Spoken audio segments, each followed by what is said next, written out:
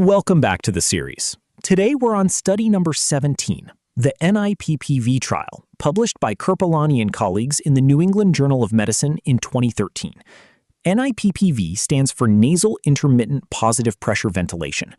This is the largest trial ever done comparing it against plain nasal CPAP, continuous positive airway pressure, in our smallest babies. It's a study that a lot of people expected to settle a debate, and in some ways, it did the opposite. So let's walk through what they asked, what they found, and why the result is more interesting than a simple no difference headline suggests. Here's the trial's own conclusion, in the author's words. Among extremely low birth weight infants, that's babies under 1,000 grams, survival to 36 weeks corrected age without chronic lung disease was essentially the same whether you supported them with NIPPV or with plain CPAP. And that's the punchline. But hold on to a bit of healthy skepticism as we go, because a flat result in a trial this big and this pragmatic doesn't automatically mean the two therapies are truly equal. It might mean the trial was designed in a way that made a real difference hard to see. We'll come back to that. First, let's frame the actual question. Let's put the question in PICO terms. The population is our tiniest patients, extremely low birth weight infants under 1,000 grams, born before 30 weeks. The intervention is NIPPV, where you take CPAP and add intermittent boosts of pressure on top of it. The comparison is standard nasal CPAP, which holds one steady pressure. And the outcome that matters most is survival without bronchopulmonary dysplasia, BPD, the chronic lung disease of prematurity, measured at 36 weeks corrected age. So the whole question boils down to this. Does adding those pressure boosts actually help these babies survive with healthier lungs? Let's look at why the field needed an answer. So why do this study at all? NIPPV and CPAP are the two workhorses of non-invasive support in the NICU. The idea behind NIPPV is appealing. If steady CPAP is good, then CPAP plus intermittent pressure boosts should be better, keeping more babies off the ventilator and sparing their lungs. The trouble was the evidence. Everything we had came from small trials that pointed in different directions, and none of them was big enough to answer the question that really matters to families. Does this prevent chronic lung disease? That's the gap. The field needed one large, properly powered trial to settle it, and that's exactly what Kirpalani's group set out to build. Here's the shape of the trial. Enrollment started in 2007, and the results landed in the New England Journal in 2013. It was genuinely international. 34 centers across 10 countries, from Canada and the US to Qatar, Singapore, and several European sites. In total, they randomized just over 1,000 infants, which makes this by far the biggest trial of NIPPV ever done. The design was a parallel group, unmasked, randomized controlled trial. Unmasked matters because you can see whether a baby's getting pressure boosts. Nobody at the bedside was blinded, and we'll come back to what that does to bias. It was also deliberately pragmatic, run the way real NICUs actually work rather than under tight laboratory conditions. Let's meet the babies. On the inclusion side, these were extremely low birth weight infants born before 30 weeks who were candidates for non-invasive support. And here's an important design choice.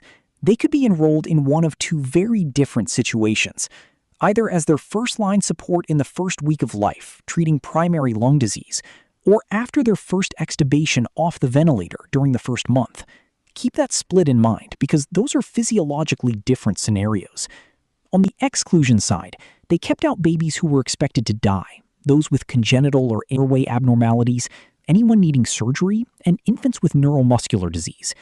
Now, let's look at exactly what the two arms received. So, what actually separated the two groups? In the NIPPV arm, babies got CPAP with intermittent boosts of pressure layered on top, brief inflations delivered through the same nasal interface.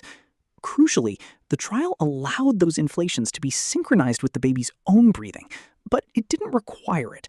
Some centers had that capability, some didn't. In the CPAP arm, babies got one steady, continuous pressure with no boosts at all. If a baby in either group couldn't cope non-invasively and needed the ventilator, they were re-intubated, and once they came back off, they went right back to their assigned mode. Hold on to that point about optional synchronization.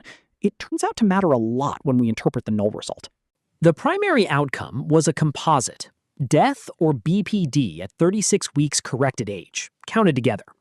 Combining death with the disease outcome is standard in this field, because a therapy that lowers lung disease only by letting sicker babies die isn't a win. One nice methodological detail: BPD wasn't just eyeballed. It was defined by a standardized oxygen reduction test, where you physically challenge the baby to see if they truly still need oxygen. That's an objective, blinded assessment, which partly protects against the trial being unmasked. The secondary outcomes covered the things that matter day to day: reintubation, when babies got off the tube and off support, air leaks, brain injury, retinopathy, and nasal trauma from the interface. Now the results. The numbers are here. Death or BPD happened in 38.4% of the NIPPV babies versus 36.7% on CPAP. The adjusted odds ratio was 1.09, with a confidence interval running from 0.83 to 1.43 and a p-value of 0.56. In plain terms, no difference. And if anything, the point estimate tips very slightly the wrong way for NIPPV. It didn't stop there. There was no difference in death alone, no difference in BPD alone, and no difference across any secondary outcome. Roughly the same proportion of babies in each arm, around 59%, still ended up intubated at some point. And the subgroup analyses showed nothing either. A clean, comprehensive null. Let's see that gap side by side. Sometimes a picture makes it land faster than a p-value. Here are the two bars: 38.4% on NIPPV, 36.7% on CPAP. Look at how close the tops of those columns sit. That gap of under 2 percentage points is well within what you'd expect from random noise in a trial this size, and the p-value of 0.56 confirms it. There's simply no daylight between the two therapies on the outcome that matters most. If NIPPV carried a meaningful advantage for preventing chronic lung disease, you'd expect to see the teal bar sitting clearly lower. It doesn't. So the visual and the statistics agree. No signal here. But a null result is only as trustworthy as the trial behind it, so let's appraise it honestly. This is where the story gets interesting. First, the trial couldn't be blinded. You can always see whether a baby's getting pressure boosts, so there's a genuine risk of bias from unblinded caregivers. The objective oxygen reduction test for BPD softens that concern for the main outcome. But here's the real issue. There was meaningful crossover. NIPPV babies spent a median of 6 days on plain CPAP, and about 1 in 10 CPAP babies got some NIPPV. When your two groups partly overlap, any true difference gets diluted. And the population was deliberately mixed. Babies getting NIPPV as first-line support for primary lung disease sit alongside babies being supported after extubation. Those are different physiological problems. Lumping them together may have washed out a real effect in one subgroup. So the no might be real, or it might be the design talking. The NIPPV story didn't end with this trial. When you pool this study with all the smaller ones, the Cochrane reviews, also co-authored by Kirpalani, do show that NIPPV reduces the need for intubation and mechanical ventilation compared to other non-invasive modes. The catch is that this short-term win never translated into what we care about most: less death or less BPD. A more refined signal has emerged around synchronization.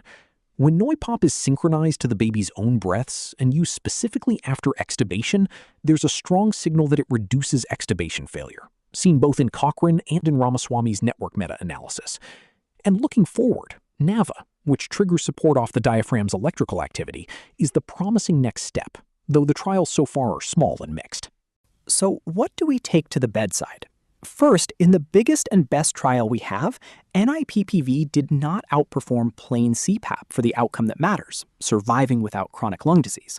Second, framed the way the trialists intended, is a simple, cheap, often unsynchronized NIPPV setup worth reaching for over CPAP? The honest answer from this trial is no. Third, don't overread that as proof the two are truly equal. The crossover between groups and the deliberately mixed population could easily have buried a real benefit in some babies. And fourth, the field has moved on to a sharper question. Not NIPPV versus CPAP in general, but whether synchronized NIPPV, especially after extubation, earns its place.